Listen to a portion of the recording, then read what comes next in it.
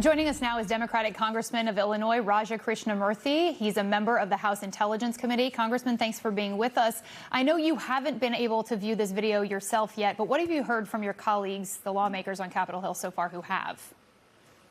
They've said it's deeply disturbing. It appears that two survivors clinging to the wreckage are basically waving to overhead, what appears to be overhead aircraft of some kind, maybe drones. And at that point, they are killed. And so that would appear to be a potential war crime, a direct violation of our rules, regulations, and laws, and yet another instance of this, administration acting with impunity, including Secretary Hegseth. This is yet another moment of hyperpartisanship because the descriptions of the video that we've heard from lawmakers have varied mostly down party lines. Let's take a listen to what Republican Senator Tom Cotton said to defend the strike. They were not floating in the ocean on a wooden plank or in life jackets. They were on the capsized vessel. They were not incapacitated in any way. It was entirely appropriate to strike the boat again to make sure that its cargo was destroyed. It is in no way a violation of the law of war. So if Americans do get to see this video, do you expect all of us to come away with a clear-cut conclusion from what we see, or is there some gray area here because we're getting such disparate accounts of what happened? I haven't seen the video myself, so I can't say it's going to be clear-cut.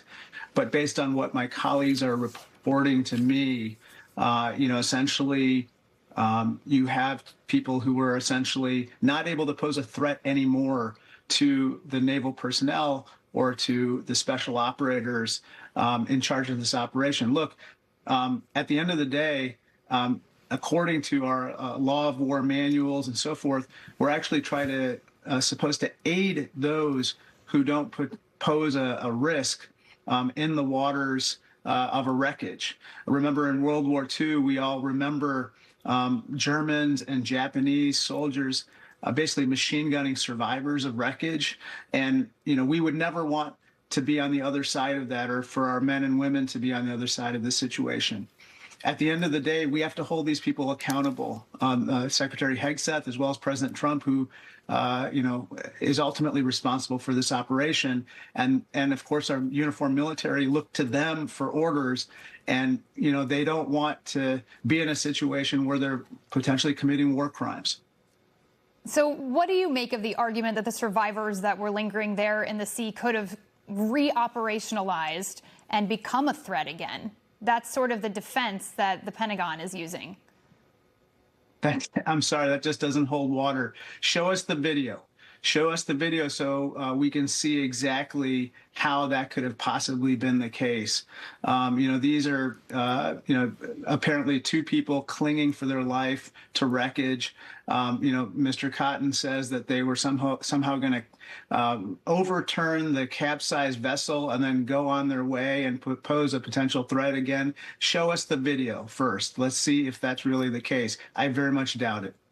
NBC News reports the commander overseeing the operation told lawmakers in briefings in the past week that the people killed in September on the September 2nd strike were part of an alleged internal list of narco-terrorists, and therefore they were legal lethal threats and targets. Has the Intelligence Committee seen that list of alleged targets?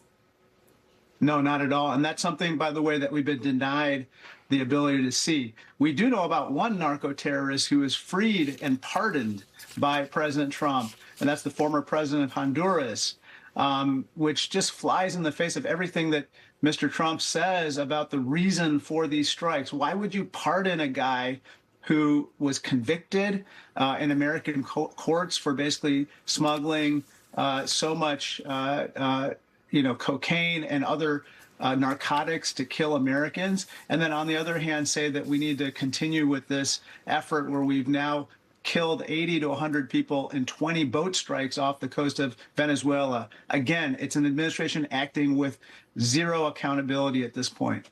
I'm curious what your Republican colleagues are telling you. Some of them have been openly critical of Secretary Hegseth in the wake of the strike controversy that we're seeing right now, also after Signal Gate and the release of that Inspector General report. Here's Don Bacon. Let's listen to him. after Signalgate, I think I've seen enough.